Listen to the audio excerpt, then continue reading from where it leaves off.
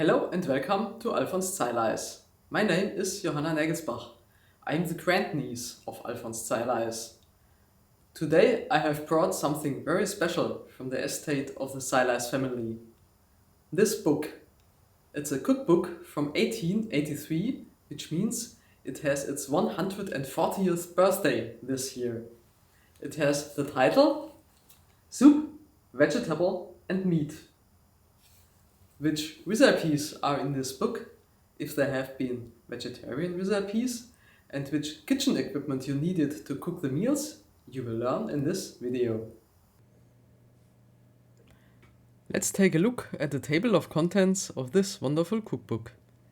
It corresponds to a considerable extent to the table of contents of a universal cookbook such as the German cookbook Ich helf dir kochen.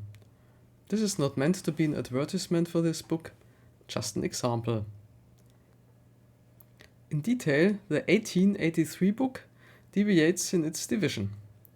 The term starter is missing, as is the term dessert. Soups take up much more space, along with soup dumplings, because soup could certainly be a meal in its own right. Meat recipes are not subdivided by type of animal but by preparation method. The item grilled dishes does not exist. In addition, there are pies and sweet and sour jellied dishes. In these, one could use anything that was left over or not so noble. There is a separate large chapter for sauce recipes, which does not exist in the new German cookbook. At that time, the procedure was obviously modular. Vegetables, if necessary a side dish of meat or not, and sauce. At that time, compotes were a popular dessert, or a side dish to other sweet dishes. The chapter on puddings deserves special mention here. A real pudding is cooked in hot water. These puddings could be sweet or savory. In the book, for example, there is a recipe for biscuit pudding, which is made with 8 eggs and some sugar. Both are stirred until foamy, mixed with the stiffly beaten egg whites, and then cooked for 3/4 of an hour. In those days, unless it was summer, the oven was heated anyway, so it didn't cost any extra energy to boil a pot of water for up to 2 hours. In Germany, such puddings are hardly ever cooked anymore. In Great Britain, the Christmas pudding would be a nice example of such a pudding. This recipe is also interesting with regard to the kitchen appliances. There were no electric food processors at that time. In this recipe, the egg yolks and sugar have to be whisked by hand until foamy. In the picture, you can see Elizabeth Zeileis, Alfons Zeileis' wife, mixing or beating something, possibly for a cake. The egg whites were also beaten by hand until stiff. This was done as follows, according to another cookbook of the time. Some egg white is poured onto a plate or saucer and whipped through to one side with a wooden fork until it has turned into a firm foam. There were also whisks in those days for beating egg whites or beating egg yolks with sugar until frothy. In any case, it was a lot of muscle work. A tea cake had to be stirred for 30 to 45 minutes to get enough air into the dough. Suddenly, you have respect for this seemingly trivial pastry. It is also interesting that the new and the old cookbook both deal with the subject of preserving. In the new one, the chapter Small Freezing Practice in the old one is called Fruit Preserved in Sugar, Fruit Juice and Fruit Jelly, Marmalades, Fruit Preserved in Vinegar, Fruit and Vegetables Preserved in Salt, Preserving in Vapors and Preserving in Tins. Preserving was a much bigger topic back then than it is today. There are also recipes in the old cookbook that are no longer or hardly ever cooked today. Do you know what labadan is? Labadan is cod that is pickled in salt and layered in wooden barrels directly at the place where it is caught. This is no longer necessary. Today the fish is frozen directly on board. Stockfish, on the other hand, is preserved by air drying. In Italy and Spain, stockfish is still popular. In Germany, you have to know that you can buy it in well-stocked delis for expensive money. Another interesting product is Latwerge, a plum or fruit puree cooked without sugar. In the book there is a recipe to cook Latwerge from plums. Wash a mortar of plums, which is a little more than 100 liters, in room measure. Boil 12 liters of water, add the plums and let them boil for 2 hours without stirring. Then stir them without stopping for 24 hours. Do you have a pot that can hold 100 liters? And can you imagine stirring such a viscous substance as plum jam in such a pot for 24 hours without interruption? Finally, add 30 grams of cinnamon, 30 grams of cloves, and cut up bitter orange peel. You can see if Latwerge is ready by putting a little on a pewter plate and turning it upside down. If the drop does not fall, the Latwerge is ready. Nobody has a pewter plate nowadays either. Let's not talk about the space needed to store the amount of Latwerge. The bitter oranges that go into the Latwerge are interesting. Bitter oranges, which, like the lemons often used in recipes, were imported from Italy.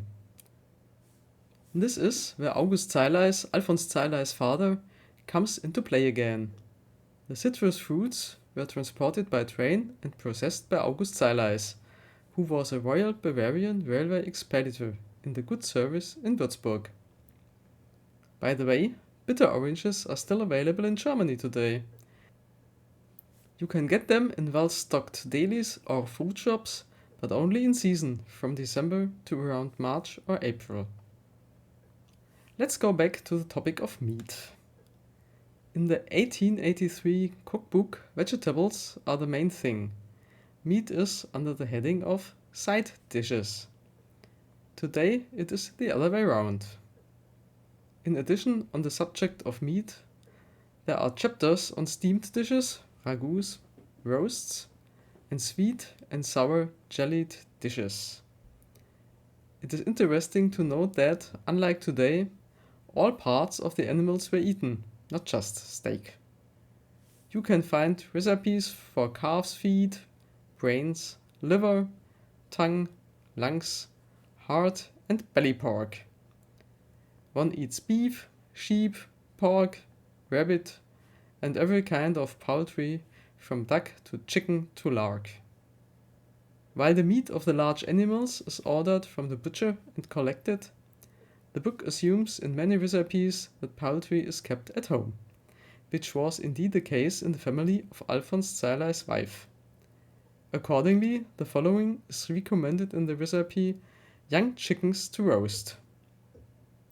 All tame fowl, e.g. young or old chicken, ducks, geese, etc. must be slaughtered a few days or at least one night before use, so that they are given time to strip and cool. Otherwise, the youngest meat remains tough. The feathered fowl intended for roasting is now plucked dry, but care must be taken not to tear the skin, especially in the case of young chickens. How to gut a chicken, or by analogy a fish, is not described, nor is how to pluck and what to leave on the chicken for preparation. This is general knowledge that does not need to be mentioned further. This can be found in many places in the book. One example is roasting a fawn or kid. Fill the belly with a good stuffing, as given for veal breast. Sew it up and fry the fawn with onions and salt in butter until nicely yellow-brown on all sides. Pour a little water on it, little by little, and stir some cream into the sauce before serving, if you like. That's it. Everything clear? Only in recipes where it is important, For example, pastries, cakes and pies are their exact quantities. A few recipes state that they are for 6 people.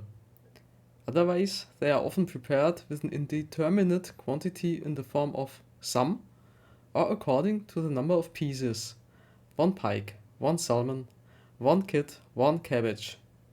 Specifications such as baking at 180 degrees Celsius for 30 minutes on the middle rack do not exist either, of course. The number of meat recipes is also interesting. In about 200 recipes, meat or fish can be identified as the main ingredient. This corresponds to 23.5% of the dishes listed in the old book. I was very surprised to see that this ratio is also roughly present in the modern Universal Cookbook. The increase in meat consumption is therefore not due to the existing recipes. By the way, there were already vegetarian cookbooks at that time. For example, E. Weizhäuser's Vegetarian Cookbook, which was already published in the 3rd edition in 1893. Vegetarian recipes were published in newspapers, even in American newspapers like the New York Daily Tribune on the 28th of October 1900. There were even vegetarian restaurants. On the 27th of August 1893, the Cologne Sunday newspaper reports about the Talusia in the Pippin Street in Cologne. There were also several vegetarian restaurants in Berlin. On the 13th of April 1899, the Greene County Herald reports the visit of all about a dozen vegetarian restaurants in London. On the 11th of January 1903, the Sun already reports 40 vegetarian restaurants in London, and in the same issue 2 vegetarian restaurants in New York and some in Paris. Vegetarianism was therefore already widespread. Vegans did not exist in this form, at least not under this name. However, there were already vegetarians who ate only raw vegetables and fruit. Thank you for accompanying me in the kitchen culture of the Zeileis family. The next video will again have a very important subject: school grades, school reports. How was Alfons Zeileis at school? Which subjects did he have? And what could you do to improve your grades except studying more intensively? All this you will learn in the next video.